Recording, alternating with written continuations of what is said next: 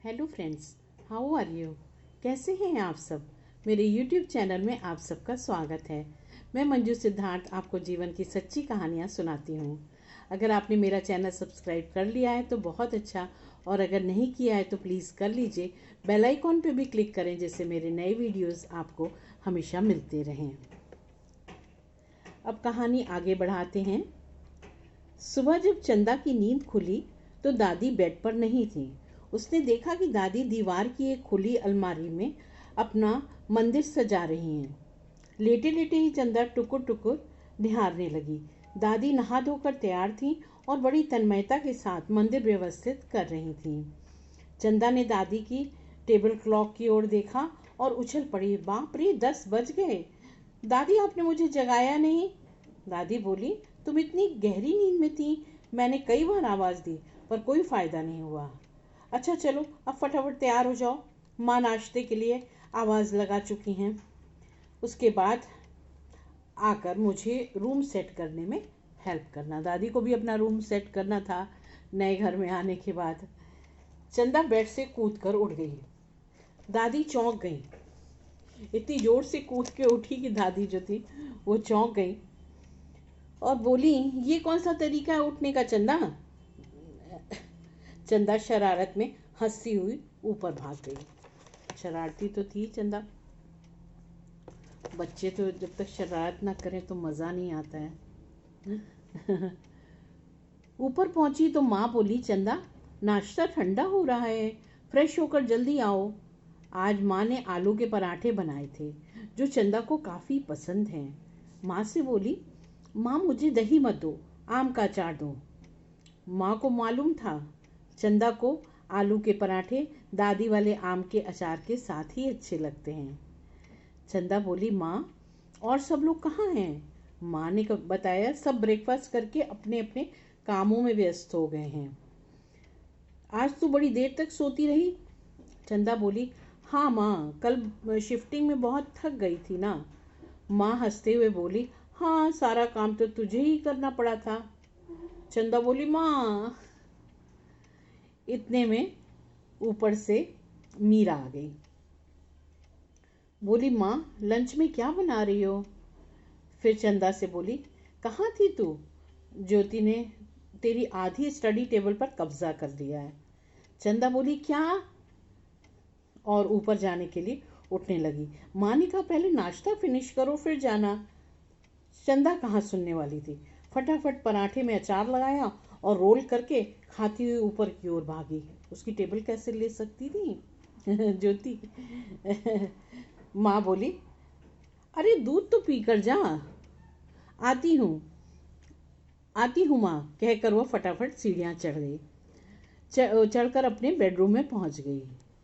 उसको था कि मेरी स्टडी टेबल पे कोई कब्जा न कर ले, आधी में भी नहीं, 1/4 में भी नहीं। उसने देखा सच में ज्योति ने उसकी टेबल पर अपना सामान रखा था। वो बोली, दीदी ये मेरी टेबल है, मुझे भी अपनी किताबें रखनी हैं। ज्योति बोली, मैं हटाती हूँ ना, जरा मुझे अपनी टेबल ठीक से लगा लेने तो दो। ज़रूर तुझे मीरा दीदी ने भड़काया होगा। इतने में मीरा हंसते हुए ऊपर आई और बोली, चंदा को तो अपना सामान लगाने की चिंता ही नहीं थी, इसलिए मैंने उसे थोड़ा सा चिढ़ा दिया। चल चंदा, अब जा, पहले दूध पी कर आ, फिर अपनी सेटिंग कर। बच्चों की ये नोक झोंक बड़ी प्यारी लगती है। हर घर में होती है जहाँ 2-4 बच्चे हैं। लंच तक कमरा पूरी तरह व्यवस्थित हो गया था।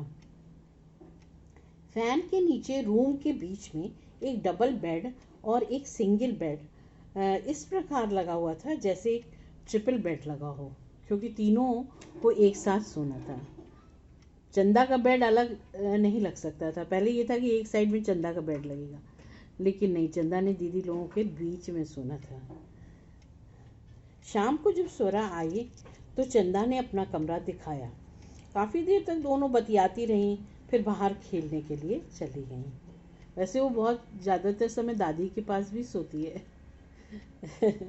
मौसम अच्छा था, आसमान खुला था। आज बारिश नहीं हो रही थी, ठंडी ठंडी हवा चल रही थी, बहुत प्यारा मौसम था। स्वरा के घर के सामने वाले मैदान में सब बच्चे खेल रहे थे। स्वरा के घर के सामने एक बहुत बड़ा सा मैदान था, बड़े ट्रीज भी थे वहाँ पे और स्पेस खूब था। वहाँ सब बच्चे खेल रहे थे। 8 से 10 साल की उम्र के काफ़ी बच्चे कॉलोनी में थे। एक तरफ लड़के क्रिकेट खेल रहे थे और दूसरी ओर लड़कियां खो खो खेल रही थीं। सूर्यास्त तो होने लगा था। धीरे धीरे सांझ घिर रही थी। डिसाइड हुआ इस लास्ट राउंड के बाद पैकअप। लड़कियां खो खो खेल रही थीं तो रुमाल को स्वरा के पीछे छोड़कर भागते हुए नीलू का पैर मुड़ गया और वह गिर गई। सब बच्चे यही सोच रहे थे कि नीलू उठकर फिर से भागेगी, परंतु कोशिश करने पर भी वह खड़ी नहीं हो पा रही थी। पैर हिलाते ही उसे तेज दर्द हो रहा था। वह रोने लगी। खेल समाप्त हो गया। सब बच्चे उसके पास आ गए। चंदा ने कहा, नीलू उठने की कोशिश करना। रोते हुए नीलू बोली, पैर मूव करने पर बहुत दर्द हो रहा है चंदा। कविता बोली, लगता है हड्डी टूट गई है। यह सुनकर नीतू और जोर जोर से रोने लगी। अंधेरा होने लगा था। बच्चे सब अपने अपने घर जाने लगे। बाकी लड़कियां भी अपने घरों को चली गईं। चंदा और स्वरा नीतू को धीरे धीरे उठाने की कोशिश कर रही थी। उसे वहां अकेले छोड़कर नहीं जा सकती थी। चंदा बोली, नीतू कोशिश करना धीरे धीरे उठने की। किसी तरह दर्द को सहते हुए रोते हुए नीलू खड़ी हुई, परंतु अब आगे चलना मुश्किल हो रहा था। नीतू का घर वहाँ से थोड़ी दूर था, थोड़ा दूर पड़ता था। चंदा बोली, मेरे घर चलते हैं। दादी के पास बहुत सी दवाएं रहती हैं, वो ज़रूर ठीक कर देंगी। स्वरा चंदा सहारा देकर नीलू को चंदा के घर ले आई। दादी मंदिर में दिया जला रही थी। भगवान को प्रणाम कर वह बच्चों की ओर मुड़ी। चंदा बोली, दादी नीतू का पैर मुड़ गया है, बहुत दर्द हो रहा है। दादी ने कहा, दादी ने पास आकर उसका पैर थोड़ा सीधा करने की कोशिश की, परंतु दर्द से नीतू चीख पड़ी। दादी ने बताया, कुछ नहीं है, मोच आ गई है, मैं दवा लगा देती हूँ, जल्दी ही ठीक हो जाएगा, चिंता मत करो।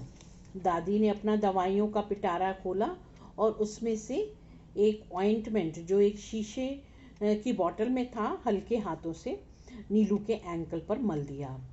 थोड़ी स्वेलिंग भी आई हुई थी। बहुत सी दवा दादी घर में ही बनाती थी, यह भी उन्होंने ही बनाई थी।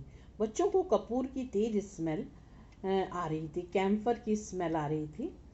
स्वरा ने पूछा, दादी आपने इसमें कपूर डाला है क्या? दादी बोली, हाँ हाँ। नीतू को दादी ने अपने बेड पर लिटा दिया और बोली, 15 मिनट में तू दौड़ने लगेगी। नीतू मुस्कुराने लगी। चोट पर अब उसको ठंडक फील हो रही थी, क्योंकि कैम्फर लगा था, कपूर लगा था और उसे अब ठंडक फील हो रही थी और दर्द धीरे धीरे कम हो रहा था। माँ भी नीचे आ गई थी। बोली, क्या हो गया? चंदा ने माँ को बताया।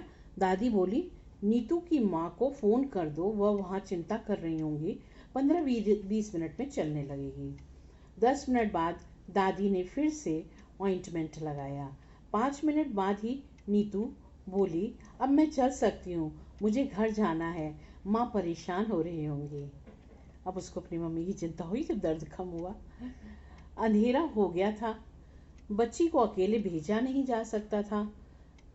दादी चिंता में थी, क्या करें? तभी माँ का फ़ोन घनघना उठा। नीतू की माँ का फ़ोन था। पूछ रही थी, नीतू अब कैसी है? राजा को भेज दूँ नीतू को लाने के लिए? माँ ने कहा, हाँ अब वो ठीक है, राजा को भेज दो। राजा नीतू का भाई है जो उससे 2 साल बड़ा है।